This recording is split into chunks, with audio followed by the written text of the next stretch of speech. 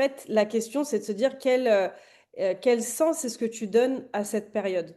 Et ça, même face à un recruteur, c'est ce qu'il va attendre. Aujourd'hui, alors j'ai plus les chiffres en tête, mais il y a eu des études qui ont été faites auprès des recruteurs via LinkedIn, l'APEC et Pôle emploi, il me semble, sur le fait de dire, bon, bah, un candidat qui a eu ou une candidate qui a eu une pause professionnelle, encore une fois subie ou choisie, eh bien, est-ce que c'est un candidat, à quel point est-ce que c'est un candidat qui est recrutable? Et en fait, les recruteurs expliquent que c'est pas la pause le problème, c'est la manière dont on présente cette pause. C'est le sens qu'on lui donne. C'est pour ça que vraiment, je parle de sens.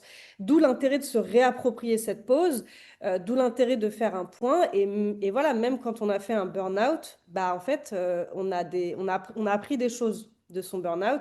Et effectivement, ce qu'on disait tout à l'heure, qu'est-ce que je veux, qu'est-ce que je ne veux plus. On